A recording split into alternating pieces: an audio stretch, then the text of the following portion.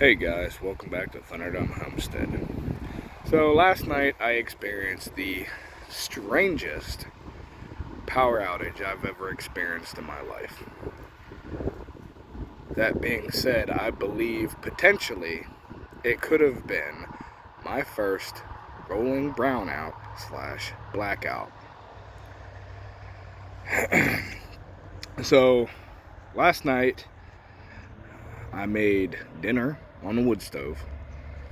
I cooked up some deer steaks. It was pretty good. Made them up, and following that, I went to bed. I woke up somewhere around, midnight, and I started noticing something weird. So typically, when you have a power outage, your power is on 1 second and it's not the next. It's just poof, gone. Well, on the onset of this power outage, I started to experience something to me that seemed like a lack of juice.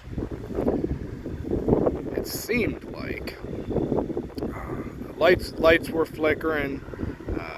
The air conditioner, which, yeah, I'm spoiled. I like to sleep in a cold room.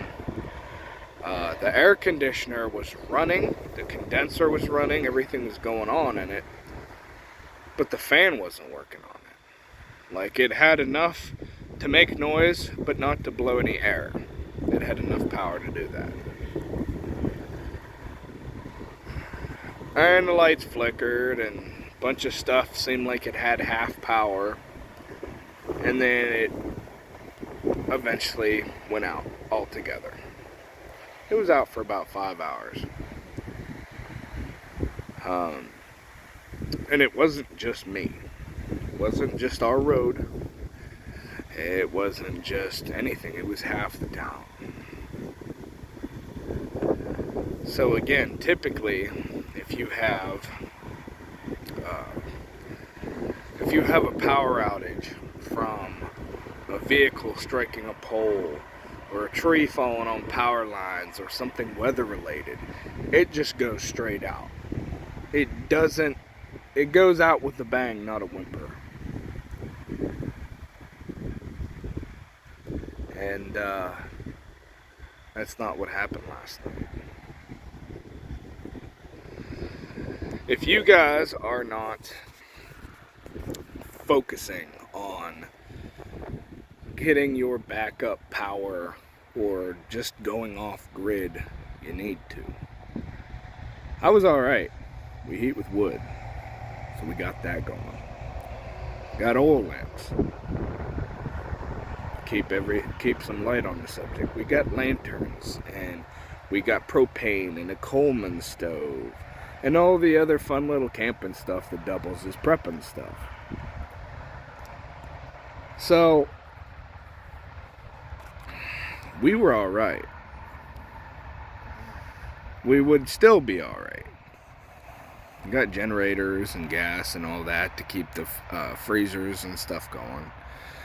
I don't have a solar generator yet. I would love to get one, but, money stuff.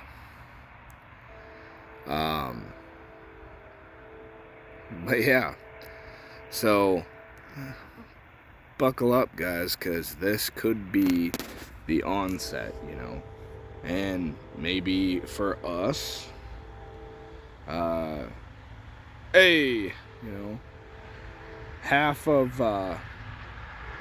the town this week gets the short end of the stick, and the other half gets it next week. And I also found it strange that this happened in the middle of the night, to where most people probably wouldn't even notice. If they were having any sort of power insecurities here locally, whether they didn't have the fuel to run the power plants and things like that, we all know about diesel shortages, and we know about natural gas shortages. And when most people think of natural gas, they think of just heat And I'm here to tell you that there's a lot of power plants, especially the newer ones, some of which I've actually helped build myself. Some of those run on natural gas. So issues with the supply chain in natural gas or something to that effect could affect power generation on a grander scale. Was it a fluke? Maybe. I personally am not one that believes in coincidence myself. So,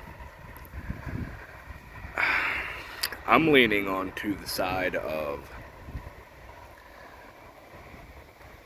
power generation issues, or lack thereof, or that lack of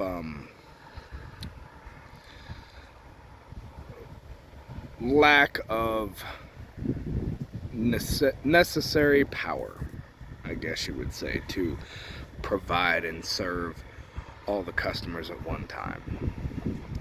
Too much draw, not enough juice. And again, there's things that you can do to combat that. You have generators, you have solar generators, you have solar panels. And again, I want to get some sort of backup solar. I don't have it yet. But I have a bunch of gasoline and several gas generators. And yeah, that backup forms of light, flashlights. Do you have a bunch of batteries? Do you have lanterns, lamps, flashlights? Do you have backup ways to cook? Do you have, I don't know, a backup form of heat? You know, the little buddy heaters, those things are awesome. They work good, especially if you hole up in a small room and just hunker down. Little buddy heaters are good. There's kerosene heaters out there that pose no risk of carbon monoxide poisoning. And if you're using backup heat in any way, shape, or form, don't be a statistic. Go and get a carbon monoxide detector with battery backup. Because if the power goes out and it doesn't have battery backup, then the hell are you even doing anyway?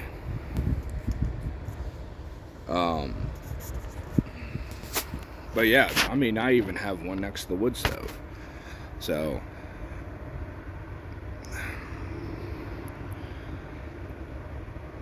another good thing to do, because Murphy's Law dictates that if if something can go wrong, it will go wrong.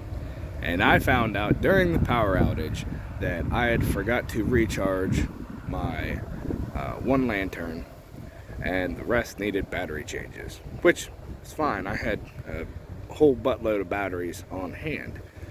However, you know, that's again the preparedness thing of having it, you know. But if something can go wrong or will go wrong and your power goes out, that's when you're gonna find out. You know, when your power goes out, that's when your generator doesn't start. That's when you find out you're out of propane or something to that effect.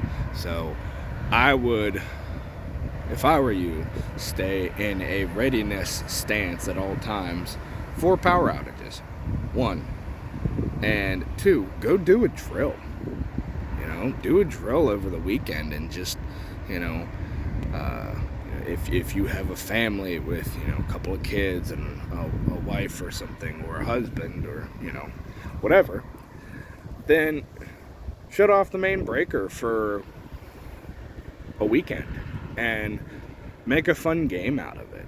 You know, where the family can, you know, you can see where your weak points are. You can pinpoint, all right, I need to improve in this area, or I'm all right in that area. trial by fire. You've really got to test yourself and your preps and all of that, because the time where it's actually real is probably when you may not be able to do something about it. Alright guys, you got something out of this. Oh, and if any of you have ever experienced a similar power outage, because again, it was weird. I've never experienced anything like that. Again, it's on, then it's not. There's no dwindling power and then it just goes out. So if any of you have ever experienced that, put it down below in the comments. So, alright guys, you got something out of this. Like, share, subscribe, and I'll talk to you later.